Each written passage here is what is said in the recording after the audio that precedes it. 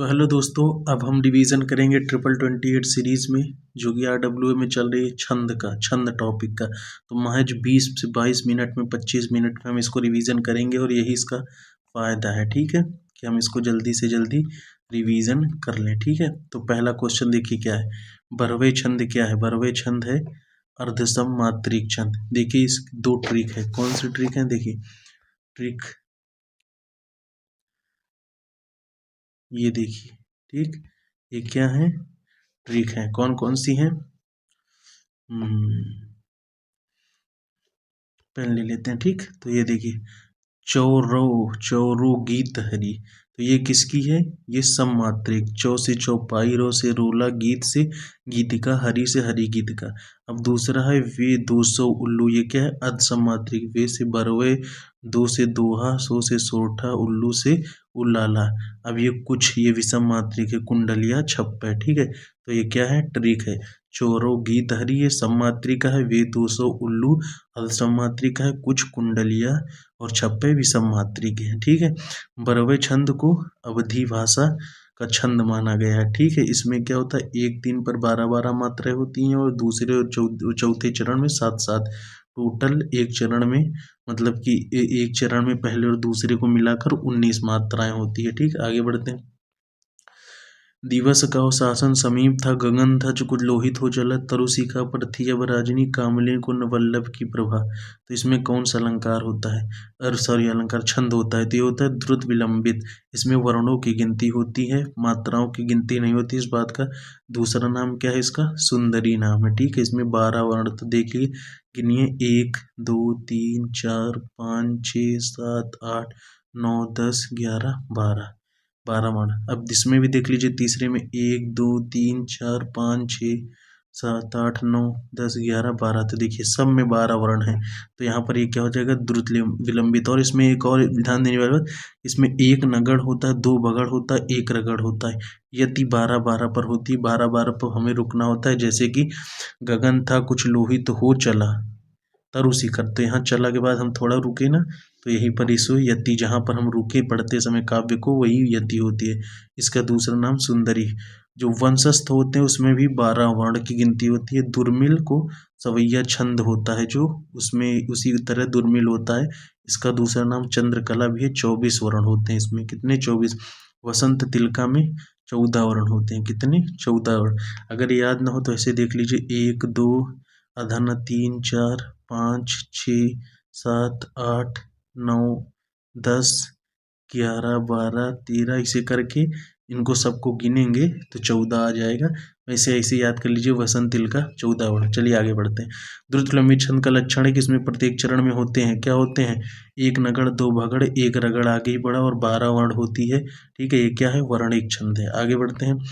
अवधि शिला का उस पर था गुरुभार। यहाँ पर देखिए मात्राएं गिनिए क्या है। तो यहाँ पर बरवे में क्या होता है? 12 और 7 होता है। ठीक है, तो यहाँ पर गिन लीजिए 1 2 3 4 5, सॉरी 1 मिनट, मात्राएं गिनना है। देखिए 1 2 3, छोटी में एक ही मात्रा होते हैं और बड़े में जो बड़ी मात्राएं होती हैं उनमें दो। तो 1 2 3, 1 2 3 4 5 6 7 8 9 10 11 12। देखिए 12 कॉमा से पहले हो गए और फिर 7 ये हो गए। तो 12 7 पे कौन सा? 12वां। दोहा में क्या होता है? 13 11 13 11 होता है। 13 11 टोटल कितनी मात्राएं? 24 मात्राएं होती हैं, एक पहले और दूसरे जन्म मिला के। ठीक, सोरठा, सोरठा में 11 13। सोरठा दोहा का उल्टा होता है, इसमें 11 13 होते हैं। ठीक है, रोला में 24 होते हैं, 13 11 ही होते हैं, जिस तरह दोहा में होते हैं। ठीक है, तो आगे बढ़ते हैं।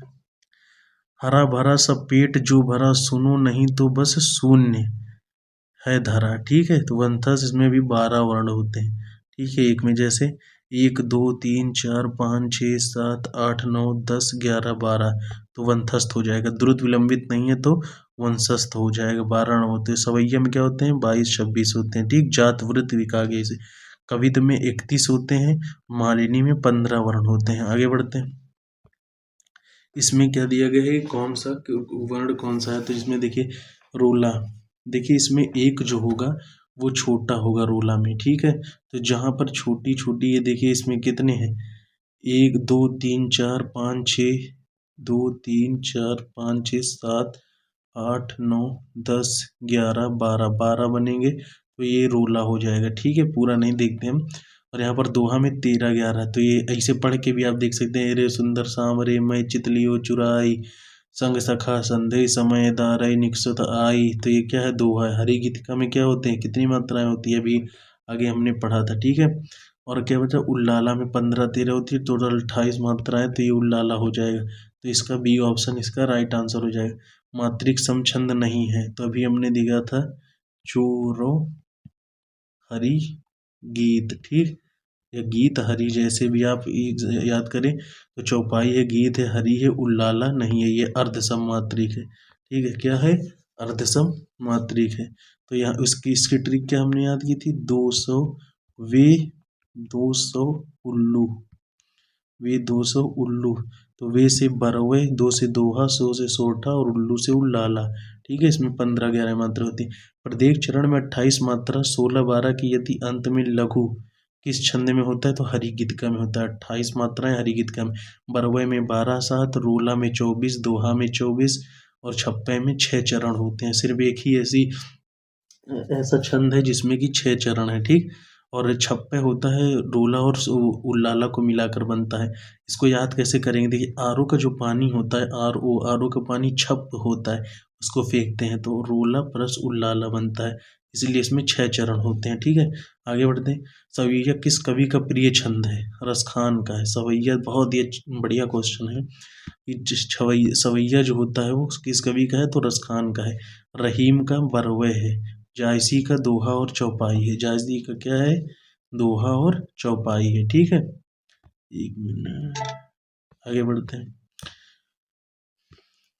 फिर से एक बार देखते हैं, सवैया क्या है, रसखान का फेवरेट है। ये एग्जाम्पल बहुत इंपॉर्टेंट, ये क्वेश्चन पक्का आएगा इसमें से। सवैया रसखान का है, रहीम का बरवे है और जायसी का दोहा और चौपाई है। ठीक, आगे बढ़ते हैं। विषम चरणों में 13 13 तथा सम चरणों में 11 11 मात्राओं से कुल 24 मात्रा वाला दोहा। देखिए, सम चरणों में 11, सम चरण कौन से होते हैं, दूसरा और चौथा। विषम में 13, तो 13 11 13 11 जो मात्राएं बनती हैं वो दोहा में बनती है। चौपाई में 16 16 मात्राएं, सोरठा में 11 13 बनती है।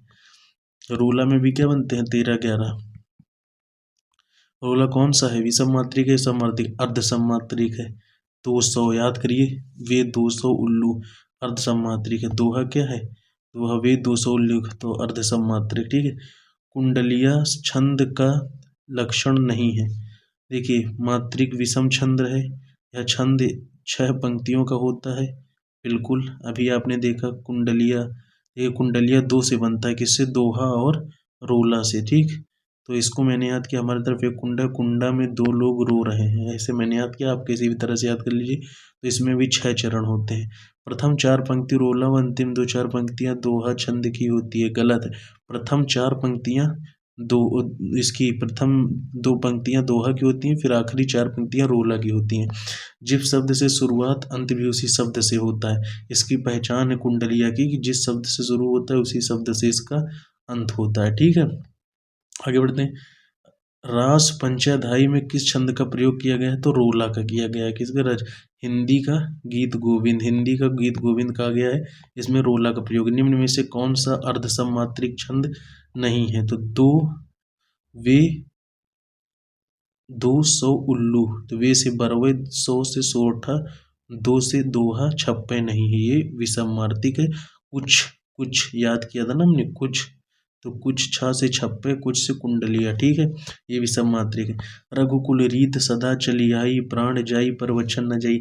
इन सब में तो मात्रा गिनने की जरूरत नहीं, इनको तो पढ़ के हम अपने आसपास हमेशा देखते हैं। ये क्या है, चौपाई है। रहीमन पानी राखिए, बिन पानी सब सून, पानी गैन उबरे मोतिस मानो चून। दोहा 13 11 होता है, गीतिका 26 होता है, हरि गीत का 28 होता है, चौपाई 16 होता है, कवि 33 होता है। मनहरण देवनाक्षरी रूपनाक्षरी करते अभिषेक प्रयोद है। 1 2 3 4 5 6 7 8 9 10 11 12 13 14 15 15 13 उल्लाला में होते हैं, टोटल 28 मात्र। ठीक, दोहा में 13 11, चौपाई में 16 16 और गीतिका में 26, हरि गीतिका में 28। बार बार पढ़ेंगे तो ये याद हो जाएगा। ठीक है, आवेगों से विपुल विकला शीर्ण सहस्राग्री चिंता दधगा व्यतीत हृदय शुष्क ओष्ठ अधीरा। ठीक, तो इसमें वर्ण देखिए, जिनमें वर्ण वाले होते हैं उनको ज़्यादा लोग पढ़ते नहीं है, तो उन्हीं में थोड़ा डिफिकल्टी होती है। तो ये क्या होगा, मंदा क्रांता होगा। कौन सा, मंदा क्रांता। इसमें दो गुरु होते हैं, दो तगड़ होते हैं, एक नगड़ होता है, एक भगड़ होता है, एक मगड़ होता है। ठीक है, और दो गुरु होते हैं। ठीक है, तो ये मध्यकांत, इसमें 17 वर्ण होते हैं। वर्ण गिन लीजिए, देखिए 1 2 3 4 5 6 7 8 9 10 11 12 13 14 15 16 17 वर्ण। तो ये मंद्रकांता। देखिए सवैया में क्या होता है, मत गयंत सवैया में 22 26, मालिनी में 15 वर्ण होते हैं, वसंत में 12 होते हैं। ठीक, अगर इसमें बस आपको इतना पता रहे कि वर्ण कितने होते हैं तो आप तुरंत पता लगा लेंगे कि कौन सा है। ये मात्रा वाले से आसान होता है, पर मात्रा वाला सबको रटे होते हैं और ये रटे नहीं है।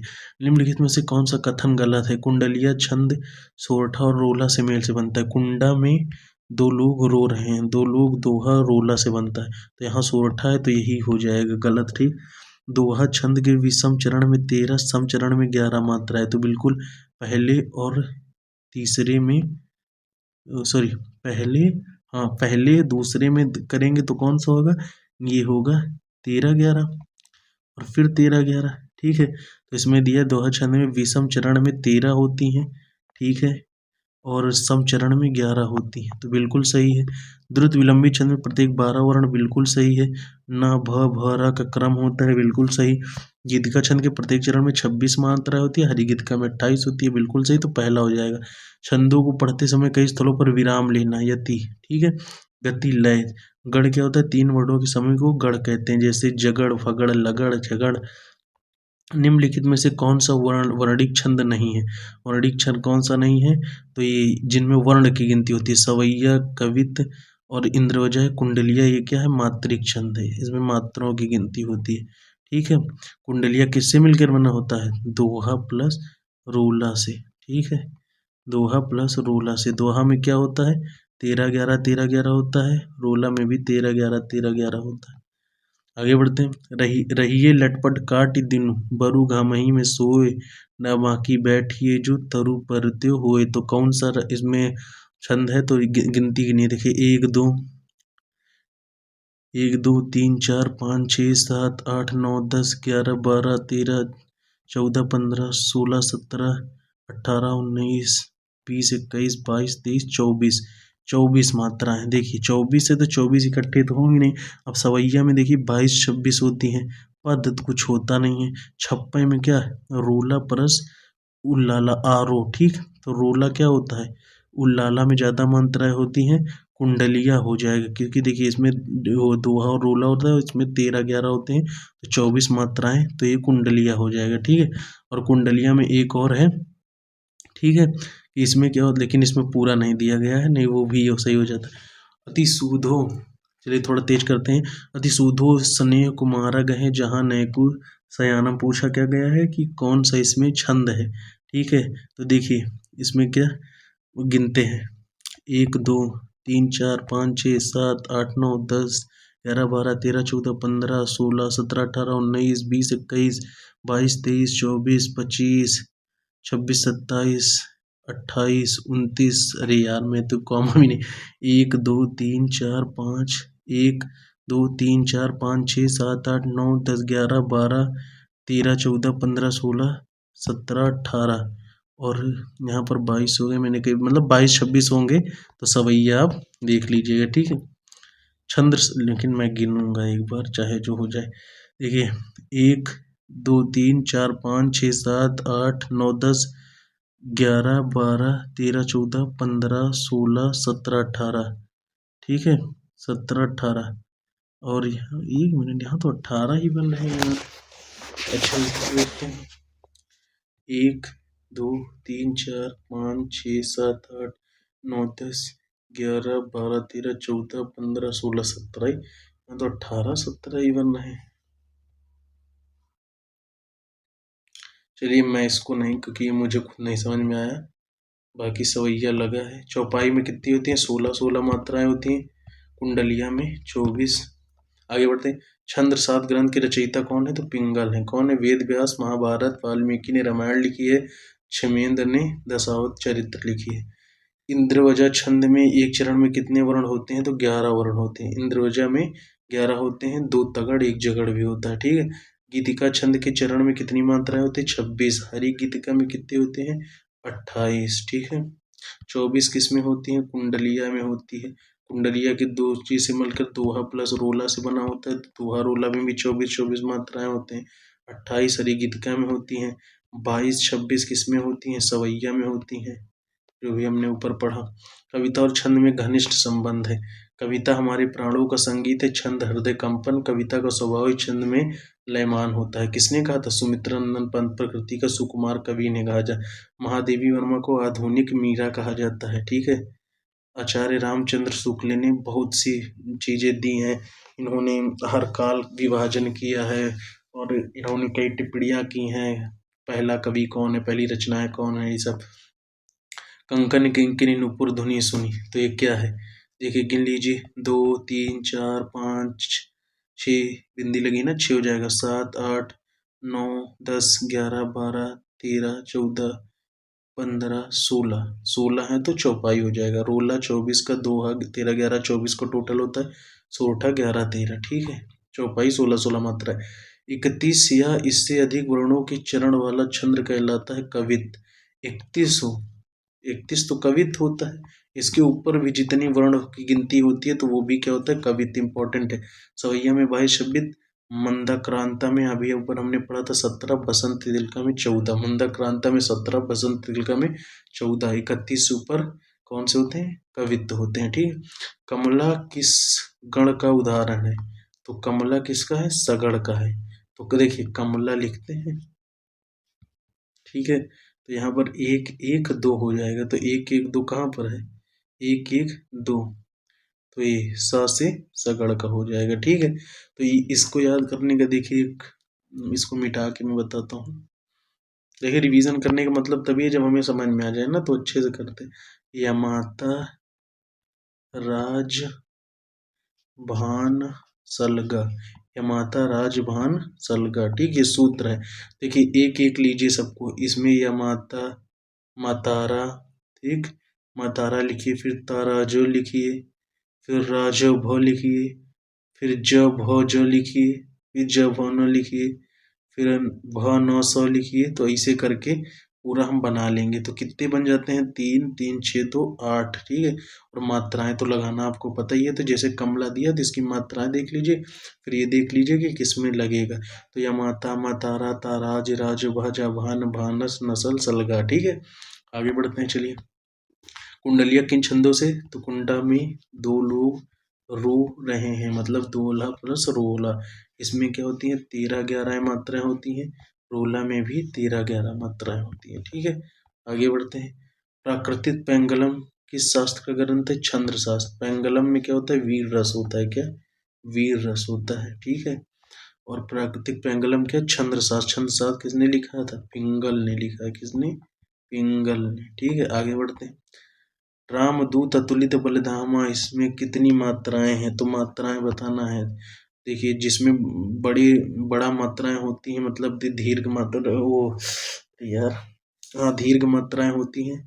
कह रहे हैं दीर्घ छोटी है, बड़ी को क्या कहते हैं दिमाग में नहीं आ रहा। तो उसमें जैसे ये बड़ा हो गया, ई हो गई, तो इनमें क्या होता है? इनमें 2 मात्राएं लगती है, छोटी वाली में तो टोटल 16 मात्राएं हैं, ठीक है। या लकुटी और कमरिया पर गजुत, इसमें प्रयुक्त छंद है, तो कौन सा छंद है? तो सवैया 22 26। कौन सा? 22 26, ठीक है। कवित्त में 30 या उससे ऊपर, बरवे में 12 7, दोहा में 13 11, ठीक है। आगे बढ़ते हैं। धनाक्षरी संघ है, वर्णिक है, मात्रिक है नहीं। इसकी ट्रिक आपने देखी, आचरक्षिक होगी, निमेष कोई नहीं, तो वर्णिक छंद होगा। देखो कवि के द्वारा रूप धनाक्षरी में 33 वर्ण होते हैं, पर कवित्त में तो 31 होते हैं, ठीक है। 31 से ऊपर सभी को कवित्त कहते हैं। 31 में वर्णिक भी आते हैं छंद। आगे बढ़ते हैं। निम्नलिखित में से कौन सा वर्णिक छंद है? तो देखिए छप्पे सोरठा, ये कुछ ये किस में आ जाएगा? विषम मात्रिक में आ जाएगा, ठीक है। और सोरठा 200 उल्लू, वे 200 उल्लू, तो ये अर्ध सम्मात्रिक में आ जाएगा। 200 ये भी उसमें आ जाएगा। तो इंद्र व्रजा क्या है? ये वर्णिक छंद में आ जाएगा। इसमें मात्राएं शायद 12 होती हैं। 18 या 17 दिमाग में। मंगल करण कली मन हरनी तुलसी कथा रघुनाथ की कितनी मात्राएं हैं? तो हरि गीतिका में होती हैं 28 मात्राएं। टोटल गिन लीजिए, चौपाई में 16-16, रोला में 24, मालिनी में 15। ठीक है। वाणिक छंदों में गण कितने प्रकार के होते हैं? तो 8 प्रकार के होते हैं। अभी देखिए क्या, यमात, यमात, राज, भान, सलगा, यमात, राज, भान, सलगा। ठीक है, इसी से बनाते हैं। मात्रा क्रम की दृष्टि से दोहा के ठीक विपरीत पड़ने वाला सोरठा।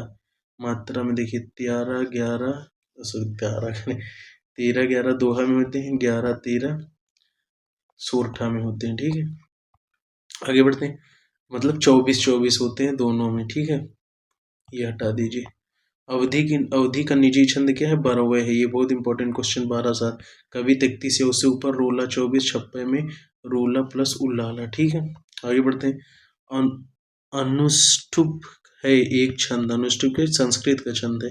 छंद तो इतने हैं कि हम पूरी जिंदगी पढ़ें तो ना खत्म कर पाए, पर हमारे सिलेबस में जो है वो इतने ही है। अनुष्टुप क्या है? एक छंद है, संस्कृत का छंद है। ठीक है, आगे बढ़ते हैं। सरसी छंद में होती हैं 27 मात्राएं, 16, 11 प्रति, अंत में गुरु और लघु होता है। 27 मात्राएं होती हैं।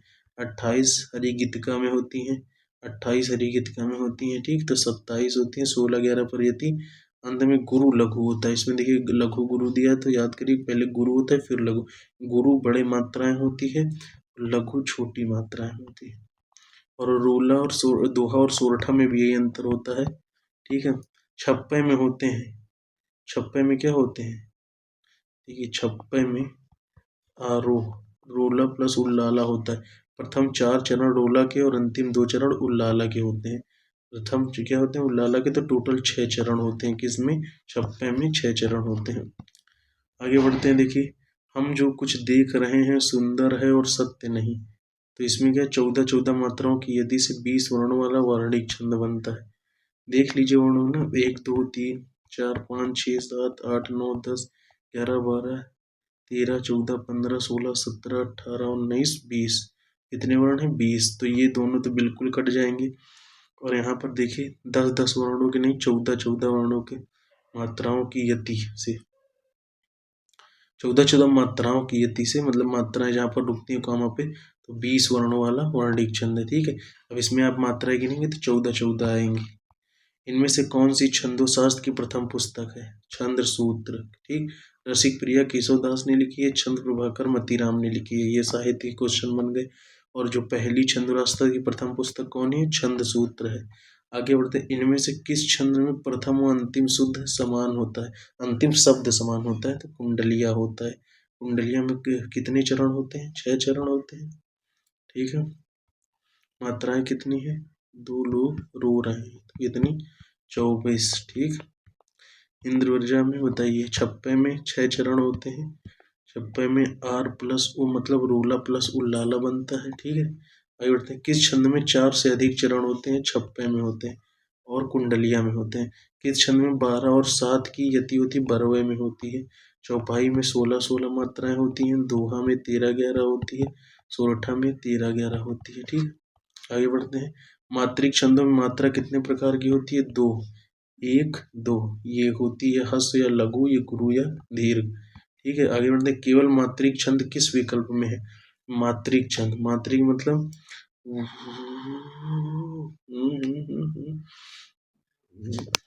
अभी याद किया था यार, मतलब अरे यार मात्रा सिर्फ ना, कितना आसान है। चौपाई मात्रा गिनी जाती है रोला में। बाकी देखिए इंद्रवजा में वर्ण गिने जाते, द्रुत विलंबित में वर्ण गिने जाते हैं। मंद्रकांतरा में 17, सवैया में 22, 26। और सवैया देखिए ये क्या है? ये वर्णिक छंद है और हम इसको मात्रा गिन रहे हैं, तो क्वेश्चन में वही गलत हो गया था। ठीक, इनमें से कौन सा छंद शास्त्र की प्रथम पुस्तक? छंद सूत्र पहले भी पढ़ चुके हैं। छंद के कितने भेद होते हैं? 3 भेद होते हैं। कितने? वर्णिक छंद, मात्रिक छंद, मुक्तक छंद। निराला की कविता जूही की कली में मुक्तक छंद का प्रयोग हुआ है। जूही की कली में, ये बहुत पूछा जाता है कि निराला की कविता में जूही की कली का प्रयोग हुआ है। ठीक है, आगे बढ़ते हैं। जूही की कली में मुक्तक छंद है, किसकी? निराला की कविता है। द्रुत विलंबित में गढ़ों का क्रम क्या होता है? दो क्या होते हैं? नगड़ भगड़ बगड़ रगड़, तो दो भगड़ होते हैं। और देखो इसको ऐसे भी सही कर देते हैं, दो यहाँ पर एक साथ नहीं है, यहाँ भी कहीं नहीं है, यहाँ भी कहीं नहीं है, इसमें ये बगड़ बगड़, तो ये हो जाएगा द्रुत विलंबित। दो एक एक ऐसे द्रुत विलंबित मात्राएं वर्ण की कितनी होती है? संख्या 12। ठीक है, आगे बढ़ते हैं।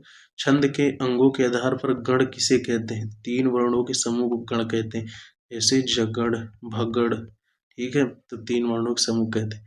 दोहा छंद में यति कहाँ होती है? चरण के अंत में होती है, 13-11 पर। ठीक है,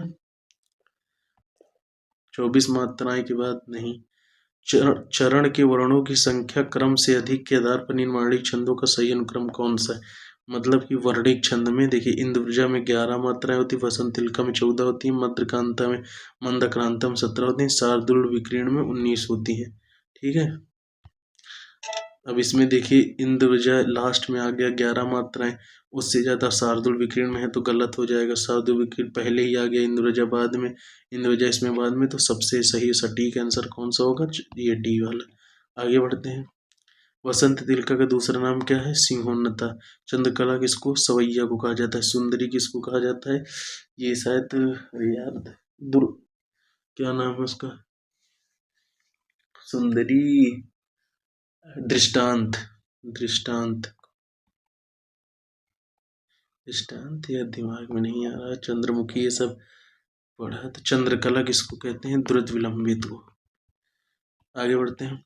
वह सममात्रिक छंद जिसके प्रत्येक चरण में 24-24 मात्राएं हो, प्रत्येक 11वीं एवं 13वीं मात्रा पर यति हो। 11वीं 13वीं पर, तो ये क्या दोहा का उल्टा होता है, तो रोला हो जाएगा। ठीक है, कवित्त में 31 या प्लस मात्राएं होती हैं। दोहा के प्रथम चरण में कितनी मात्राएं होती हैं? तो 13 मात्राएं होती हैं। आला छंद में कितनी मात्राएं होती हैं? 31 मात्राएं, 16-15 पर यति होती है। आल्हा आपने खूब सुना होगा बचपन में गांव में। ठीक, 16-15। निराला के अनुसार हिंदी में मुक्तावली किस छंद की बुनियाद पर सफल हो रहा है? कवित्त छंद। 31। निराला के अनुसार हिंदी में मुक्त काव्य किस छंद की बुनियाद पर सफल हो रहा है? तो कवित्त छंद। इसमें 31 मात्राएं होती है। चौपाई में 16-16 होती हैं, दोहा में 13-11 होती है, रोला में 11-13 होती है। किस छंद में 26 मात्राएं गीतिका में होती हैं? किसमें? गीतिका में होती हैं। ठीक है, छप्पे में आर ओ रोला प्लस उल्लाला बनता है। ठीक है, 14 तथा 14-12 पर यति होती है, तो गीतिका ही हो जाएगा। ठीक, तो ये हमारा समाप्त हो गया 27 मिनट में। तो आई होप आपको मजा आया होगा। जय हिंद। हेलो दोस्तों, तो अब हम रिवीजन करेंगे 28 सीरीज की, जो RW में चल रही है, उसमें रस टॉपिक की, किसकी? रस की। तो चलिए शुरू करते हैं हम। 1 मिनट।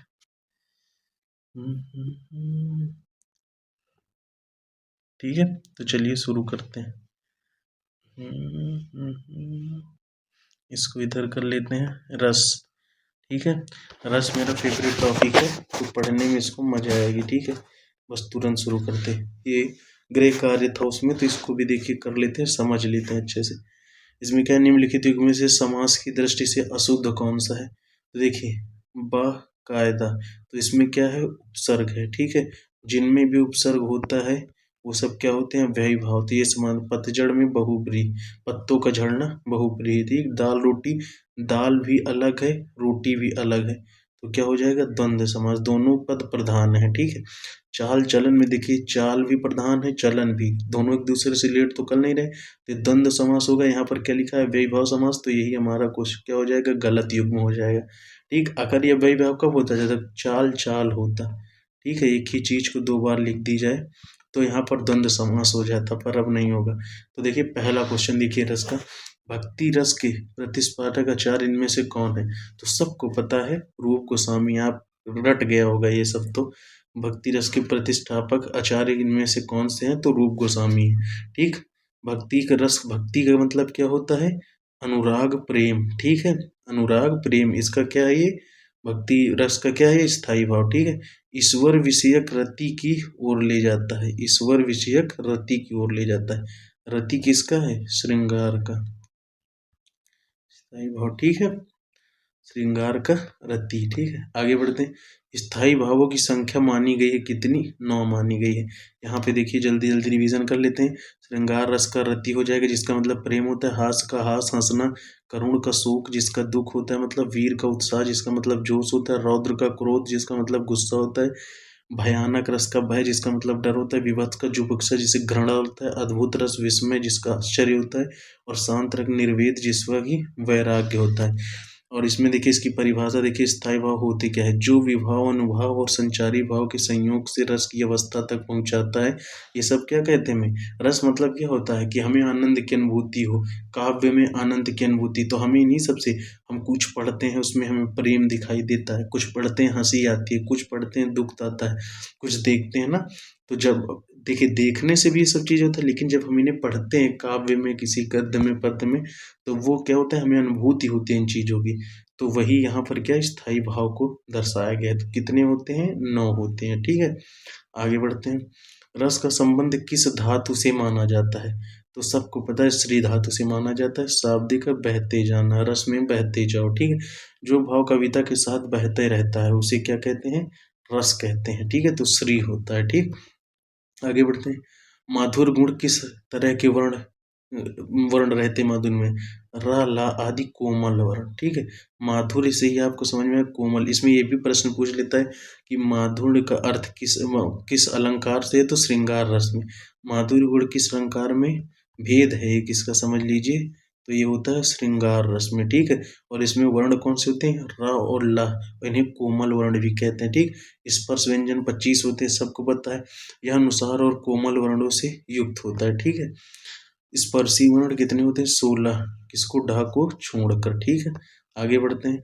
आचार्य भरत ने रसों की संख्या कितनी बताई है? तो उन्होंने शांत रस को नहीं माना है, तो यहाँ पर 8 हो जाएगा। ठीक है, यहाँ पर इन्होंने श्रृंगार, हास्य, करुण, वीर, रौद्र, भयानक, विभत्स, अद्भुत माना है, शांत को नहीं माना। ठीक है, अब यहाँ पर देखिए रस अव्यय दिया गया है, विभानुभाव, व्यभिचारी भाव, संयोगात्मक रस, निष्पत्ति। तो इसमें विभाव, अनुभाव, व्यभिचारी भाव को क्या कहते हैं? संचारी भाव कहते हैं। आचार्य भरत मुनि ने रसों की संख्या कितनी मानी? 8। वैसे कितने हैं? 9। ठीक है, याद रखिएगा। अगले चलते हैं। हृदय में मूल रूप से विद्यमान रहने वाले भावों को क्या संज्ञा दी जाती है? देखिए जो मूल रूप से हैं वो तो स्थायी, देखिए स्थायी से बदल जाता है कि हमेशा स्थायी रहते हैं, तो स्थायी भाव। संचारी भाव क्या होते हैं? जो क्षण भर के लिए होते हैं, कुछ समय के लिए होते हैं, तो उन्हें हम क्या कहते हैं? उन्हें हम कहते हैं संचारी भाव। ठीक, आचार्य मम्मट और अभिनव गुप्त ने निर्वेद कहा है। किसको निर्वेद कहा है बताइए? इन्होंने माना है इसको, निर्वेद को भी, उसमें है रस में। ठीक, स्थायी भावों की उसमें प्रत्येक रस में संचरण करने वाले भाव को क्या कहते हैं? देखिए मैं भी रिवीजन कर रहा हूँ, तो मुझे उतनी मतलब वो चीज़ें ऐसी नहीं कि मुझे शब्द में बहुत ज़्यादा ज्ञान हो, तो कुछ गलतियाँ हो तो क्षमा करिएगा। प्रत्येक रस में संचरण करने वाले भाव को क्या कहते हैं? तो देखिए रस में संचरण जो छोटे पल के लिए, तो क्या होते हैं? संचारी भाव होते हैं। कि इनकी संख्या कितनी है? 33 है। उद्दीपन भावों को गति प्रदान करते हैं। क्या करते हैं? गति पर। स्थायी भाव जो हमेशा के लिए रहते हैं हमारे अंदर, हमेशा के लिए। ठीक है, आगे बढ़ते हैं। आलंबन और उद्दीपन के द्वारा आश्रय के हृदय में चेष्टाएं, अनुभव, जहाँ पर चेष्टा दिख जाए वहाँ पर अनुभव आप टिक मार दीजिएगा। उत्साह में शत्रु को ललकारना।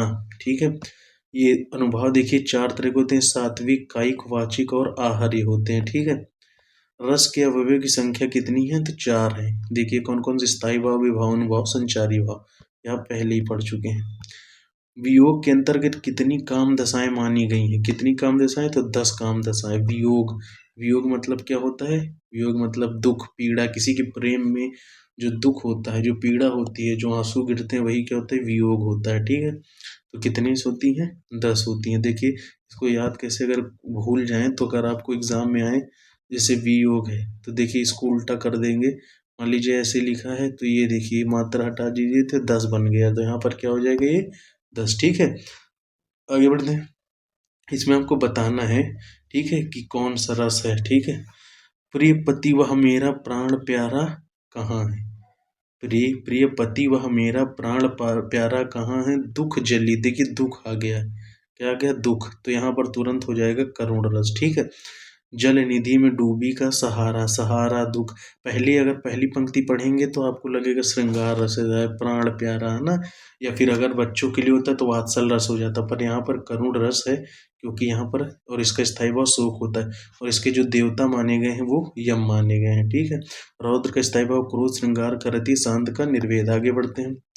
करुण रस के देवता इनमें से कौन है? तो यम है। कौन है? यम है। महेंद्र किसके हैं? कामदेव किसके हैं? श्री कृष्ण के सुन वचन अर्जुन क्रोध से जलने लगे। इतना ही, बस इतना ही। आप या पूरा पढ़ने की जरूरत नहीं है, नीचे पढ़ लीजिए प्रस्तुत पंक्ति, मतलब सबको दिया गया, किसी एक पंक्ति को नहीं तो रौद्र रस हो जाएगा। ठीक है, वीर उत्साही भाव, भयानक भय, विभत्स का जुगुप्सा होता है। आगे बढ़ते हैं। वीर रस में इसमें कौन से गुण की प्रधानता रहती है? ओज की। किसकी? ओज। और वीर रस के कवि किसे कहा जाता है? रामधारी सिंह दिनकर को कहा जाता है। आचार्य विश्वनाथ के अनुसार चार, दानवीर, धर्मवीर, युद्धवीर, दयावीर, चार वीर होते हैं। कौन से? दानवीर, धर्मवीर, युद्धवीर, दयावीर। किसके? आचार्य विश्वनाथ के अनुसार। वीर रस भरत मुनि के अनुसार तीन होते हैं, धर्मवीर, दानवीर और युद्धवीर।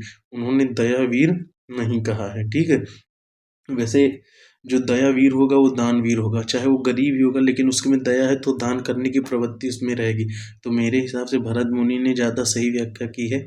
ठीक है, हिमाद्री तुंग श्रृंग, हिमाद्री तुंग श्रृंग से प्रबद्ध शुद्ध भारती, स्वयं प्रभ समज्वला स्वतंत्रता पुकारती। इसमें देखिए आप पढ़ के, तुंग है ना, तुंग श्रृंग से प्रबद्ध शुद्ध भारती, इसको कौन पढ़ता है? वो एक कोई एक्टर है, बहुत अच्छे पढ़ते हैं, तो इसको वीर रस में काउंट कर लिया जाएगा। श्रृंगार क्या होता है? प्रेम। हास क्या होता है? हंसना, भयानक। अद्भुत रस के देवता इनमें से किसे माना जाता है? गंधर्व को माना जाता है। ठीक है, गंधर्व को। अद्भुत रस का स्थायी भाव क्या होता है? विस्मय। ठीक है, आश्चर्य, विस्मय आश्चर्य को होता है। ठीक, हिंदी संधि का सॉरी हिंदी साहित्य का नौवां रस इनमें से कौन सा है? तो नौवां रस कौन सा है? शांत रस। शांत रस को किसने नहीं माना? जो भरत मुनि ने नहीं माना। किसने नहीं माना? भरत मुनि ने नहीं माना। किसको? शांत रस को। ठीक है, यहाँ पर क्या होता है? विस्मय आश्चर्य। ठीक है, मैंने सोचा गलत है। भक्ति अनुराग होता है, भक्ति रस का स्थायी भाव। शांत का निर्वेद, वात्सल का स्नेह, इस बच्चों के लिए होता है, बच्चों और माओ का प्रेम। ठीक है, करुण का शोक। करुण का भी यहाँ पर कौन होते हैं? इसके यम। इसके देवता कौन होते हैं? यम होते हैं। ठीक है, आगे बढ़ते हैं। वात्सल रस का सम्राट किस कवि को कहा जाता है? सूरदास को। सूरदास ने काफी व्याख्या की अपनी रचनाओं में बच्चों की और माओ की, तो इसलिए वात्सल रस का सम्राट किसे कहा जाता है? सूरदास को। जो व्यक्ति, वस्तु या परिस्थितियां स्थायी भाव, थोड़ा जल्दी करते हैं, स्थायी भावों को उद्दीपन या जागृत करती हैं, उन्हें किसकी संज्ञा दी जाती है? विभाव की। विभाव के। संचारी भाव थोड़े समय के लिए, स्थायी भाव हमेशा के लिए। अनुभव, जिनपे हम मतलब भाव प्रकट करते हैं, विभाव। ठीक है, जो व्यक्ति परिस्थितियां स्थायी भावों को उद्दीपन जो जागृत करती हैं तो वो क्या होते हैं? विभाव होते हैं। आगे बढ़ते हैं। रावण ने राम में क्रोध नामक भाव जगाया। तो इसमें आलम्बन पूछा गया है, तो किसने भाव जगाया? भाव किसने जगाया? तो रावण ने जगाया। किसके मन में जगाया? तो राम के मन में जगाया। ठीक है, आगे बढ़ते हैं। हृदय में मूल रूप से विद्यमान रहने वाले भावों को क्या कहते हैं? स्थायी भाव, जो हमेशा मूल रूप से भी रहते हैं। संचारी भाव पता ही थोड़े समय। साहित्य में रस का क्या अर्थ है? रस का मिलने वाली आनंद, आनंद की अनुभूति जो होती है। किसी रस का क्या होता है? ये सारे गलत है। साहित्य की मिठास, ये तब हो सकता, मिठास एक सेंटेंस से हो सकता है, पर अगर यह ऑप्शन ना होता तो ये भी नहीं होगा। ठीक है, तो ऑप्शन डी ही बिल्कुल सही है। वाक्यम रसायमकम, वाक्यम रसात्मकम काव्यम कहने वाले आचार हैं विश्वनाथ। कौन है? विश्वनाथ। रसयुक्त वाक्य ही काव्य कहलाता है। इनकी पंक्तियां। ठीक है, रसयुक्त वाक्य, जिसमें रस हो, बिना रस के काव्य हो ही नहीं सकता। जिस में रस हो, जिस युक्ति में रस हो, जिस वाक्य में रस हो, वही काव्य कहने लायक है। विश्वनाथ ने क्या कहा है? वाक्यम रसात्मक काव्यम, इसका ये अर्थ है। ठीक है, आगे बढ़ते हैं। भारत के रस सूत्र में निम्नलिखित में से किसका उल्लेख नहीं है? तो विभाव, अनुभाव, संचारी भाव, स्थायी भाव का नहीं है। देखिए, विभाव, अनुभाव, ठीक, व्यभिचारी भाव, संयोगात्मक, रस निष्पत्ति, स्थायी अभाव आपको कहीं दिखा? नहीं दिखा। आगे बढ़ते हैं। सहृदय की अवधारणा किस संप्रदाय से संबंधित है? तो सहृदय मतलब रस, श्रोता और पाठक। ठीक है, दोनों को मजा आता है रस में। तो सहृदय की अवधारणा किस संप्रदाय से है? रस से। ठीक है, अब ये जान लीजिए कि आप यहाँ पर अभी सिर्फ रस की प्रैक्टिस कर रहे हैं तो आपको ये तुरंत समझ में आ जाए, लेकिन आपको ये क्वेश्चन पेपर में दे दिया जाए तो कंफ्यूज हो जाएंगे। सहृदय मतलब क्या? ध्वनि हृदय से निकलती है, ध्वनि हो सकती है। अलंकार भी क्या होता है? हम किसी चीज को बोल कर ही समझ जाते हैं कि इसमें कौन सा अलंकार है। यमक अलंकार है, दो चीजें आई, दोनों का अर्थ अलग अलग, तो हम अंदर से ही समझ जाते हैं, तो अलंकार तो दिमाग खराब हो जाएगा। पर यहाँ पर रस पढ़ रहे हैं, इससे अच्छा इसको रट ही लें कि सहृदय की अवधारणा कहाँ पर? तो रस में। ठीक है, आगे बढ़ते हैं। किस भाव की परिपक्व अवस्था को रस कहा जाता है? स्थायी भावों को। स्थायी भाव जो हमारे मन में जागृत होती रहती हैं, स्थायी भाव जो हमेशा के लिए हो जाती है, तो उन्हीं के परिपक्व अवस्था के रस कहा जाता है। संचारी भाव अल्पकाल के लिए क्षणभंगुर। ठीक, रस संप्रदाय के प्रवर्तक हैं, भरत मुनि को कहा गया है। ठीक है, अभिनवगुप्त रस सूत्र की व्याख्याकार है। भामा क्या है? अलंकार संप्रदाय के हैं। आनंदवर्धन ध्वनि संप्रदाय के हैं। भामा कहाँ के हैं? अलंकार के हैं। अभिनवगुप्त रस सूत्र के व्याख्याकार, रस सूत्र की व्याख्या की इन्होंने। भरत मुनि रस संप्रदाय के प्रवर्तक है। आगे बढ़ते हैं। आमर्ष क्या है? आमर्ष एक संचारी भाव है। कितनी संख्या? 33। मन में आने जाने वाले भाव को क्या कहते हैं? संचारी भाव कहते हैं। छल, ये क्या है? इसको 34वां माना गया है छल को। इसने देव कवि ने क्या माना है? छल को 34वां संचारी भाव। और एग्जाम में आएगा तो 33 ही टिक करना है। ठीक है, आगे बढ़ते हैं। प्रत्येक रस में संचरण करने वाले भाव को क्या कहते हैं? तो देखिए, संचरण से संचारी भाव। ठीक है, आगे बढ़ते हैं। किस रस को रसराज कहा जाता है? श्रृंगार रस को। इसको भोजराज भी कहा जाता है। संयोग, श्रृंगार, वियोग, दो तरह के श्रृंगार होते हैं। इसका जो स्थायी भाव क्या होता है? रति होता है। ठीक, इसका अर्थ क्या होता है? प्रेम होता है। आगे बढ़ते हैं। निसद निसदिन बरसत नयन हमारे। बस निस्दिन नयन बरस रहे हैं, किसके लिए? किसी की याद में, तो श्रृंगार रस हो जाएगा। इसमें वियोग, श्रृंगार रस में भी वियोग है। दो तरह की होती है, वियोग संयोग, तो इसमें क्या है? वियोग, क्योंकि वो रो रहे हैं। वात्सल किसमें? इसको सूरदास को कहा जाता है क्या? सम्राट। वात्सल रस। आगे बढ़ते हैं। मेरे तो गिरधर गोपाल दूसरों न कोई, जाके सिर मुकुट मेरी पति सोई। श्रृंगार रस। तो इसमें क्या बताया कि मेरे गिरधर गोपाल जैसा कोई नहीं है। ठीक है, तो यहाँ पर श्रृंगार रस। और ये करुण रस का शोक होता है, स्थायी भाव। प्रश्न में प्रयुक्त रस के लिए सही विकल्प चुनिए। हे खग मृग हे मधुकर श्रेणी, तुम देखी सीता मृग नैनी। तो वियोग श्रृंगार रस इसमें। हे खग मृग हे मधुकर श्रेणी, तुम देखी सीता मृग नैनी। यहाँ पर कौन कह रहा है? यहाँ पर राम लक्ष्मण हनुमान जी जब ढूंढने गए थे सीता को, तो सबसे पूछ रहे हैं, हे खग मृग, हे खग से, मृग से, मधुकर से, मधुमक्खियों से, श्रेणी मतलब कि तुमने कहीं सीता को देखा है जो मृग नैनी है, जिनकी नयन मृग जैसी है। ठीक, तो ये क्या? वियोग, वियोग में है, दुख में है। निम्नलिखित में से कौन सा रस विभत्स रस का विरोधी है? तो विभत्स जुगुप्सा घृणा होता है, और रति मीन्स प्रेम होता है, तो श्रृंगार रस होगा। ठीक है, आगे बढ़ते हैं। प्राकृतिक पैंगलम के छंद किस रस के संबंधित है? तो वीर रस से। प्राकृत पैंगलम के छंद किस रस से संबंधित है? तो ये वीर रस से है। विद्याधर, शरधर, उज्ज्वल, बब्बर, ये सब क्या है? वीर रस से। ठीक है, निम्नलिखित पंक्तियों में से कौन सा रस है? हे सारथे हे द्रोण, क्या देवेंद्र भी आकर अड़े हैं। खेल छत्री बालकों का व्यूह भेदन कर लड़े हैं। मैं सत्य कहता हूँ सखे सुकुमार, मत जानो मुझे यमराज से भी युद्ध में प्रस्तुत सदा मान। युद्ध वीर रस। आगे नदियां हैं बड़ी अपार। वीर रस। बड़ी अपार, आगे नदियां हैं बड़ी अपार। राणा ने सोचा कैसे पार करें, जैसे सोचे तुरंत घोड़ा उस पार हो गया, तो ये वीर रस है। ठीक है, अब यहाँ भ्रांतिमान और यहाँ पर अतिशयोक्ति तो कुछ है नहीं रस में। कुरुक्षेत्र कविता में मुख्य रस कौन सा है? तो वीर रस है। देखिए, नाम से ही पता चल रहा है। जहाँ जहाँ मज्जा मांस, देखिए पहले से ही पता चल गया, विभत्स रस है, जुगुप्सा। ठीक है, सिहला जाए, जिससे आपका मन सिहला जाए, शरीर सिहला जाए, वही होता है। भारतीय वृत्ति, भारतीय वृत्ति का संबंध किस रस से है? अद्भुत रस से। भारती कैसे की सातवीं आरबटी, तो भारतीय वृत्ति अद्भुत रस। ये क्वेश्चन बढ़िया है, भारतीय वृत्ति अद्भुत रस से। ठीक है, आगे बढ़ते हैं। अब लो नासानी अब ना नेसो, इनमें कौन सा रस है? अब लो नासानी अब ना नेसो, इनमें कौन सा रस है? तो शांत रस। अब लो ना सानी अब ना नैसहूं, तो कौन सा है? शांत रस। मन तेरे कागद का पुतला, मन तन कागज लागे बूंद में धस जाए, गर्भ करे क्यों इतना। इसमें कहा गया कि मन हमारा कागज के पुतले के समान है, बूंद पड़ी कि तुरंत क्या हो जाएगा? छिन में गायब हो जाएगा, ठीक, विनाश हो जाएगा। तो इसमें इतना गर्व क्यों करना? वैसे बात तो सही ही है, पर इसमें होगा क्या? शांत रस। निम्नलिखित पंक्तियों में कौन सा रस है?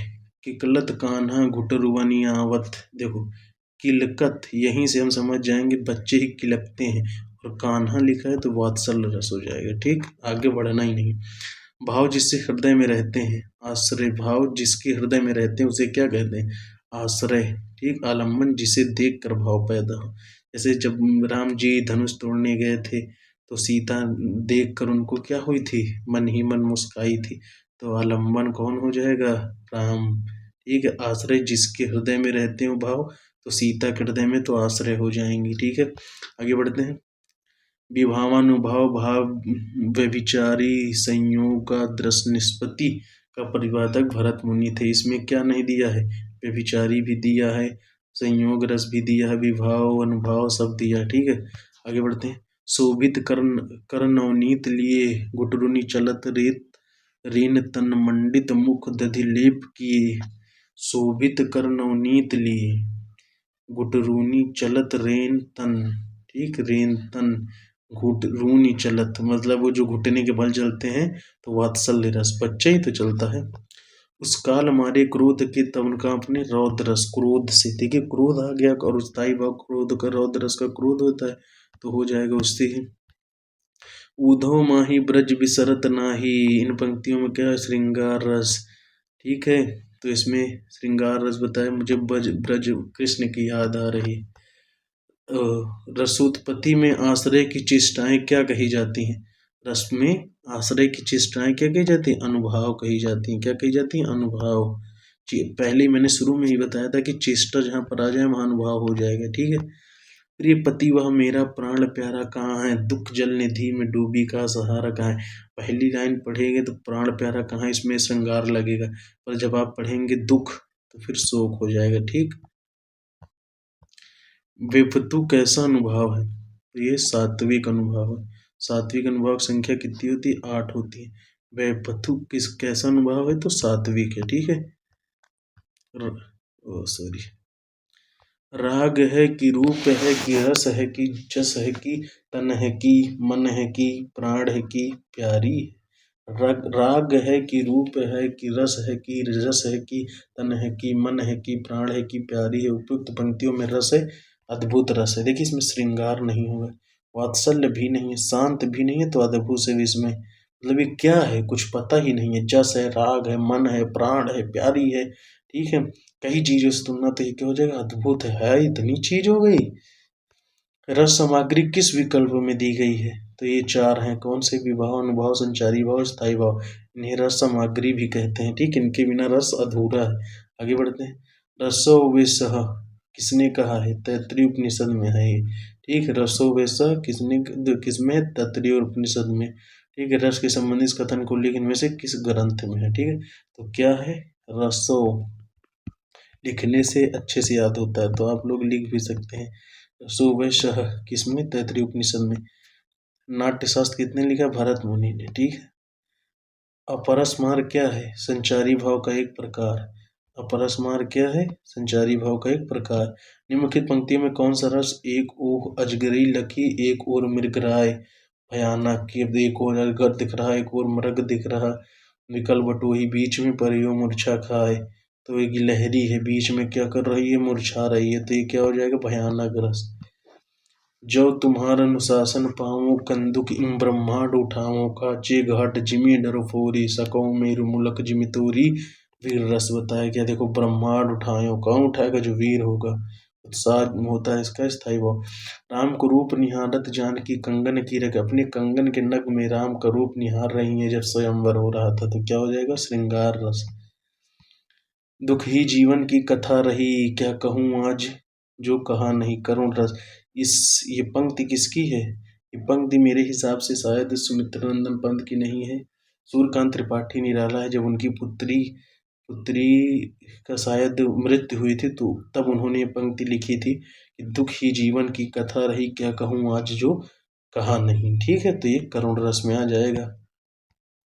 जब तय इत तय घनश्याम सुजान, अचानक की बलत संग सिधारे, मुखचंद धरे सजनी नित सोचती हैं, तू कहाँ मन मारे। सजनी रोज कहती हैं तू कहाँ मन मारे, है कहाँ तू।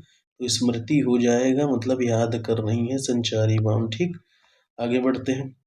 ग्रह कर विषय द्वारा की गई क्रियाएं और वह स्थान जो रस निष्पत्ति में सहायक होते हैं उन्हें क्या कहते हैं, उद्दीपन विभाव। ठीक है। 62, सिंह की गर्जना या सांप की फुंकार किस रस का उद्दीपन, भयानक रस का। भाई कोई ये भयानक नहीं है, सांप को आप फुंकारते देख लेंगे तो यहाँ पर ये खत्म होता है। तो पूरा रिवीजन हो गया। कितने मिनट लगे, लगभग 20 से 22 मिनट। तो जय हिंद, जय भारत। हेलो दोस्तों, तो आज हम रिवीजन करने वाले हैं 28 सीरीज के एक टॉपिक की, अलंकार की। तो चलिए जल्दी से रिवीजन कर लेते हैं। देखिए, जब हम क्लास देखते हैं तो उसमें काफ़ी टाइम लग जाता है, और अगर हम ऐसे रिवीजन करते हैं तो 15 से 20 मिनट में हो जाएगा। तो बिना देरी करे चलिए शुरू करते हैं। देखिए, पहला क्वेश्चन क्या है, पड़ी थी बिजली सी विकराल, लपेटे थे घन जैसे बाल, इस पंक्ति में कौन सा अलंकार है। तो अलंकार देखिए, सी आया यहाँ पर, सा से सी आए और उसके साथ योजक चिन्ह लगा रहे तो उपमा अलंकार हो जाता है। ठीक है, और इसका शाब्दिक अर्थ क्या होता है, तुलना होता है, तुलना। ठीक है, रूपक में क्या होता है, भेद रहित आरोप होता है। ठीक है, अब ये देखिए, उपमा के कितने अव्यय होते हैं, अवयव। ठीक, तो 4 होते हैं। कितने होते हैं, 4। पहला होता है उपमेय। उपमेय को क्या कहते हैं, जिसकी उपमा दी जाए, मतलब सेंटेंस में जो वाक्य है उसमें जिसकी उपमा दी जाए वो उपमेय होता है। उपमान कौन होता है, जिससे उपमा दी जाए।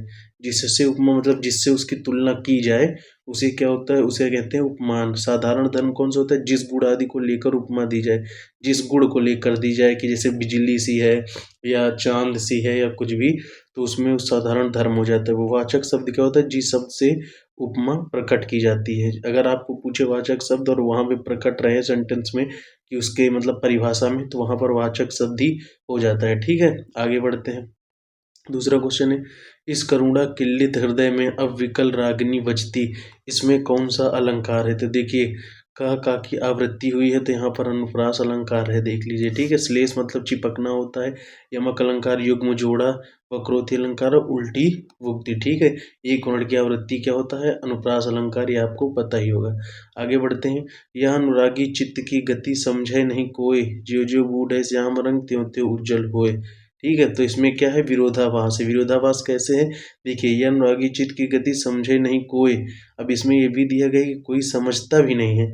जो जो बूढ़े श्याम रंग त्यों त्यों उज्जवल हो, ये भी दे दिया गया है कि जो अगर उसमें रंग में बूढ़ जाता है तो वो क्या होता है, उज्जवल हो जाता है। तो इसमें विरोधाभास है। पहली पंक्ति में कोई कुछ उस चीज को मना किया गया और दूसरी पंक्ति में उस चीज को हामी भरी गई है, तो इसमें विरोधाभास। उत्प्रेक्षा क्या होता है, संभावना, भ्रांतिमान जिसमें भ्रम हो।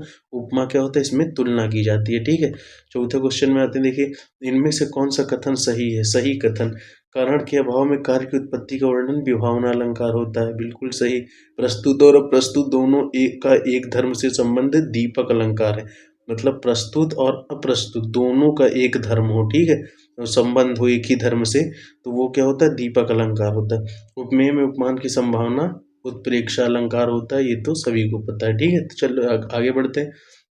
इस क्वेश्चन में देखिए, जहाँ उपमेय स्वयं अपना उपमान हो, जहाँ पर उपमेय स्वयं अपना उपमान हो वो क्या होता है, अन्वय अलंकार, क्या अनन्वय अलंकार होता है। ठीक है, देखिए यहाँ पर ये मालूपम अलंकार जो होता है, गयंद सी मसाल सी सिंह गति चलती थी। ठीक है, क्या है, गयंद सी मसाल सी सिंह गति चलती थी। देखिए यहाँ पर सी 2 बार आया है, एक बार गयंद सी, एक बार मसाल सी, तो इससे आप अंदाजा लगा लेंगे क्या मालूपमा अलंकार है। और यहाँ पर देखिए इसकी परिभाषा क्या है, परिभाषा है, एक मिनट, एक ही उपमेय के लिए दो या दो से अधिक उपमान का प्रयोग हो। देखिए जैसे सी, ठीक है, तो उसका प्रयोग हो तो उसे मुख ही मुख एक समान सुंदर है, जैसे मुख मुख ही के समान सुंदर है। अगर ये जैसे किसी शब्द में जैसे सी 2 बार हो जाता, ठीक, तो यही क्या होता है, ये हो जाता है मलोपमा अलंकार हो जाता है। ठीक है, अब यहाँ पर व्यतिरेक क्या होता है, उपमान से उपमेय को श्रेष्ठ बताया जाता है। उपमान से उपमेय को श्रेष्ठ जिसमें बताया जाता है वो व्यतिरेक होता है। ठीक है, आगे बढ़ते हैं। 99 देख लिया है, वो उपमेय की तुलना करने के लिए कोई उपमान ना हो। ठीक है, कोई उपमान ना हो, तो इसीलिए उसमें उपमेय कोई उपमान समझ लिया जाता है।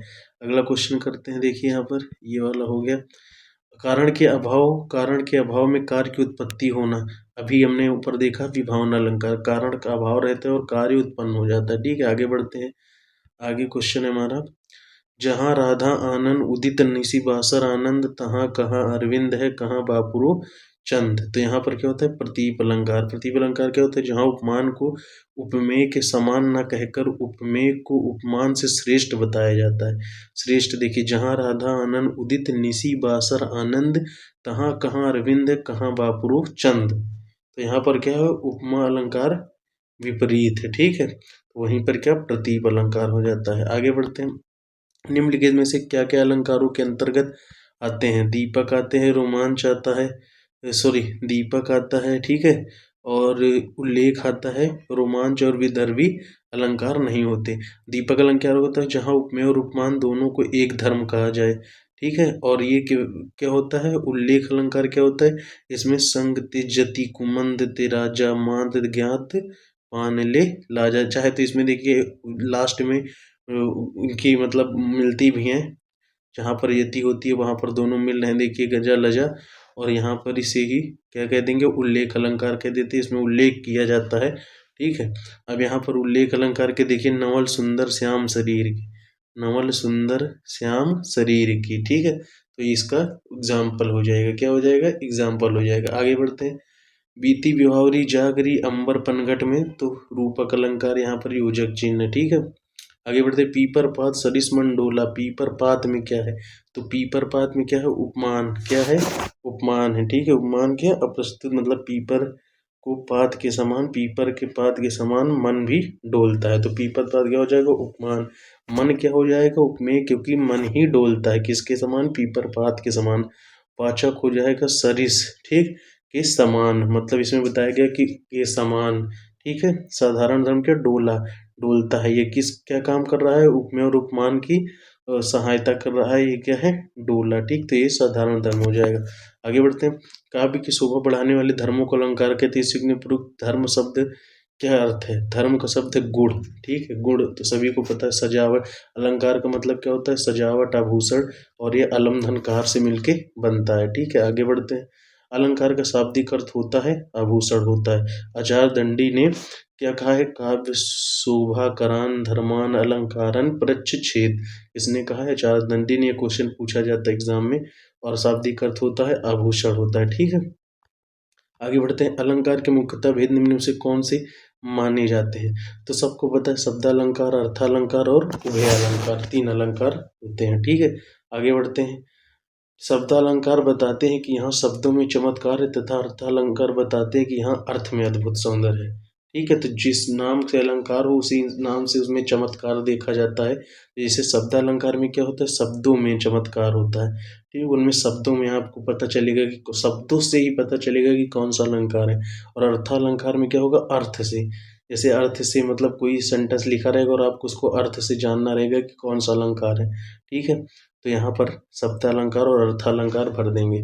ठीक है, आगे बढ़ते हैं। निम्नलिखित में से साधारण धर्म क्या है, कोमल कलाइयाँ कमल कुसुम सी, नयन मृग नयन से सुंदर। ठीक है, तो एकदम सिंपल है, क्या होगा, कोमल, कोमल है, और क्या है, सुंदर है। ठीक है, तो इसमें देखिए विशेषता कौन सी, साधारण धर्म कौन होता है, जो क्या होता है कि जो उपमान और उपमेय को सबकी विशेषता बताए या उनको जोड़ने का काम करे। ठीक है, तो कोमल कलाइयाँ, कलाइयाँ क्या है, कोमल है। ठीक है, और नयन, देखिए नयन क्या है, सुंदर है, क्या है, सुंदर।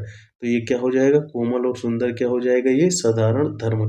एक तरह से अगर आपको कुछ ना समझ में आए तो उस सेंटेंस पे जो आपको विशेषण लगे, ठीक है, या जो विशेषता लगे उस सेंटेंस की, कि जैसे मैं बताऊं कि वह गंदा लड़का है तो गंदा, ठीक है, तो वही आप टिक मार दीजिएगा। ठीक है, आगे बढ़ते हैं। 16, सागर सा गंभीर हृदय हो, गिरी सा ऊंचा हो, जिसका मन, प्रस्तुत पंक्ति में साधारण धर्म कौन सा है। तो अब देखिए वही दिमाग लगाइए, विशेषण वाला, गंभीर, ठीक, और ऊंचा, तो ये हो जाएगा गंभीर और ऊंचा। एक मिनट,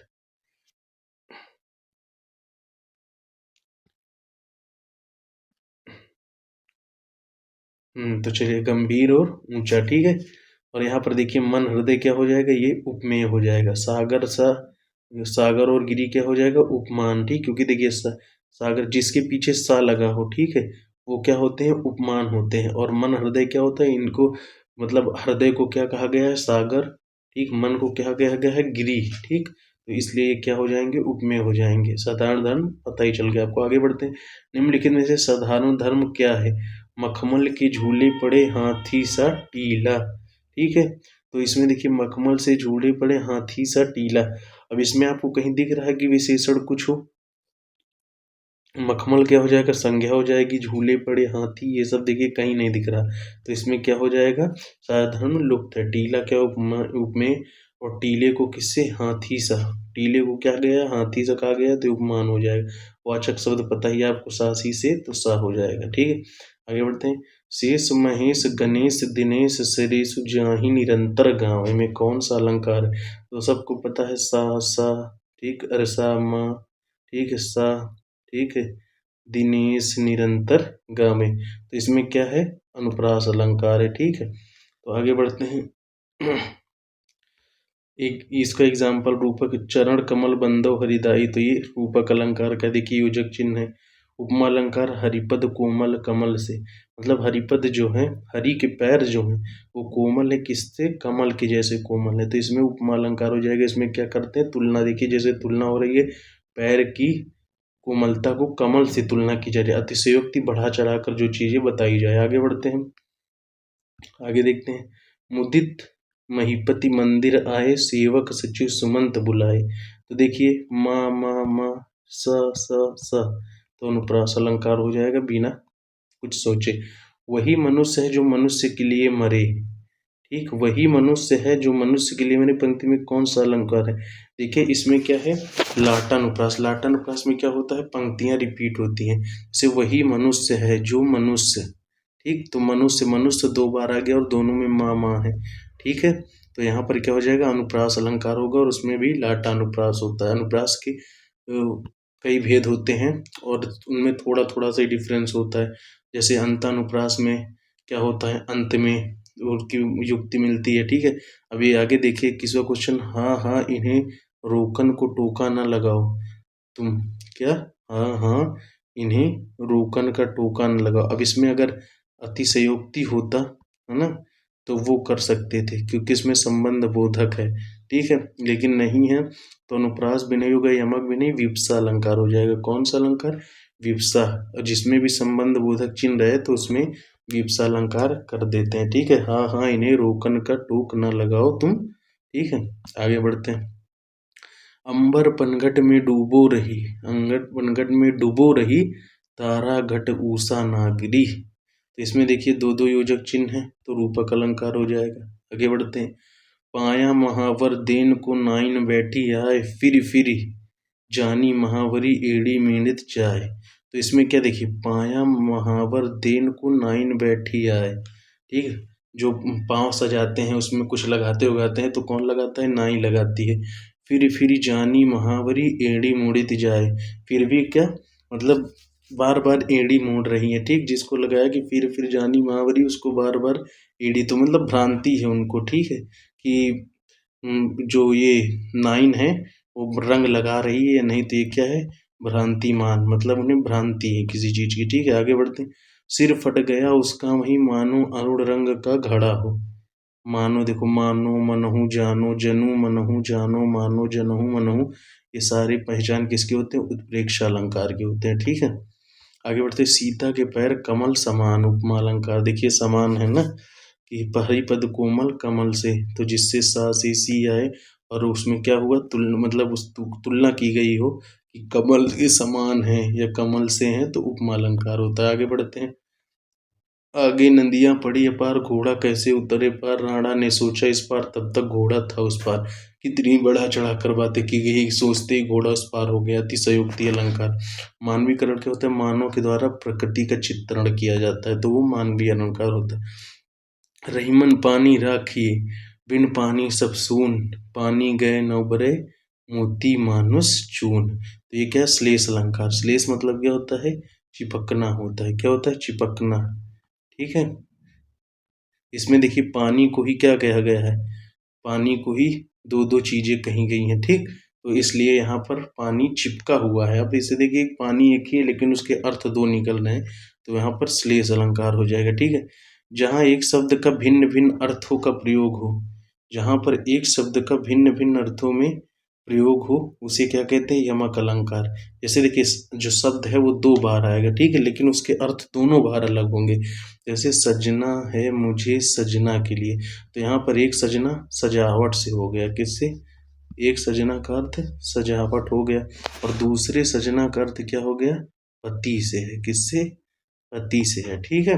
श्लेष अलंकार क्या होता है, एक शब्द कई अर्थ चिपके एक शब्द से, मतलब अभी ऊपर आपने देखा पानी का दो दो अर्थ निकल रहा था, तो इसलिए वह श्लेष अलंकार होगा। अनुप्रास को पता है कि शब्दों की वर्णों की आवृत्ति होती है, ठीक है।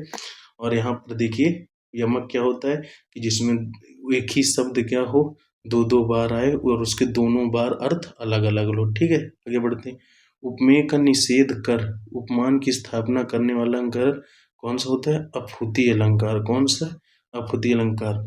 जहाँ उपमेय को झूठा कहकर उपमान को सच्चा ठहरा दिया जाए। तो देखो, मैं जो कहा रघुवीर कृपाला, बंधु न हुई मोर यह काला, तो ये इसका एग्जाम्पल है, ठीक है, अपहुति अलंकार का। इसमें क्या होता है, देखिए अगर ये क्वेश्चन आएगा तो इसका एग्जाम्पल नहीं आएगा। इसमें क्या होगा, जहाँ यही परिभाषा देगा और देखेगा कि किस मतलब किसे ये कहते हैं, दे देगा कि किसी इस निम्नलिखित में से किसमें उपमेय को झूठा कहकर उपमान को सच्चा ठहरा दिया जाता है, तो उसमें अपहुति अलंकार होगा। ये यही क्वेश्चन दे देगा ऐसे।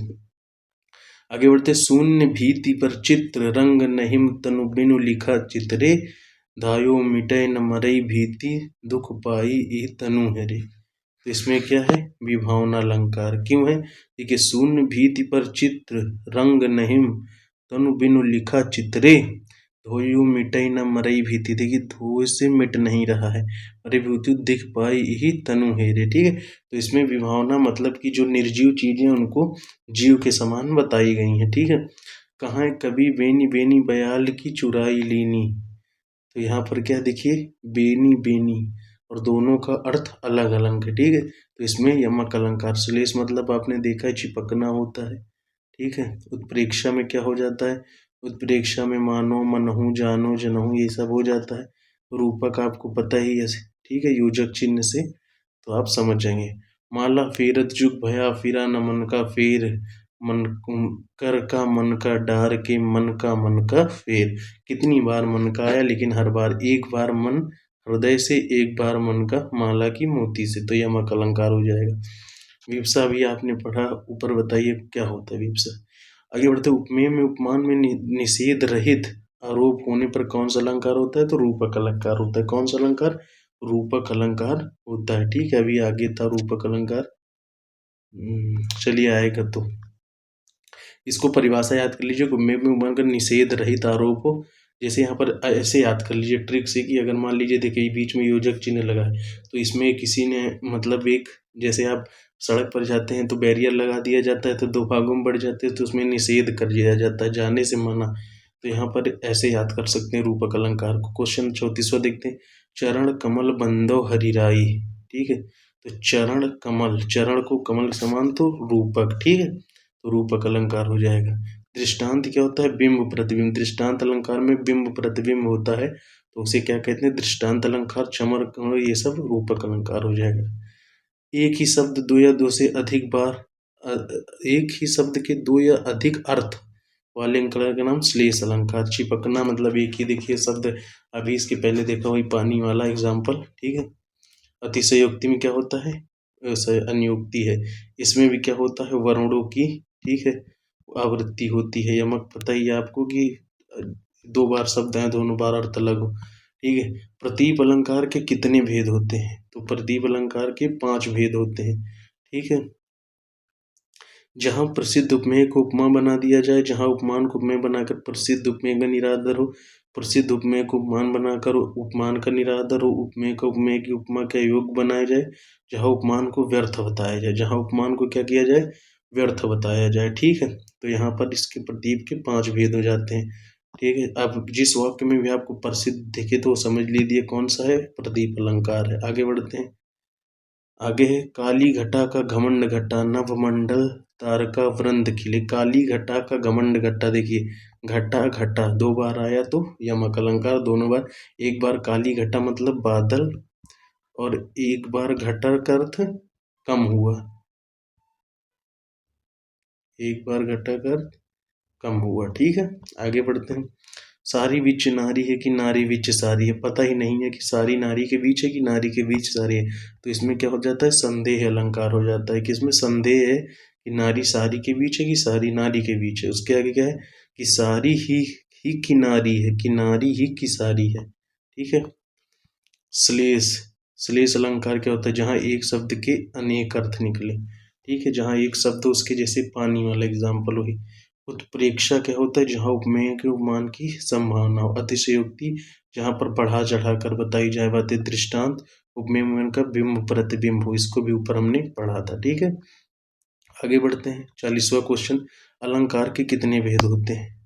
तो अलंकार के 3 भेद होते हैं, शब्द अलंकार, अर्थालंकार, उभय अलंकार। मुख्य रूप से 3 होते हैं। ठीक है, 41वां क्वेश्चन देखें। एक मयान में 2 तलवारें कभी नहीं रह सकती, किसी और पर प्रेम नारियां पति का क्या सह सकती हैं?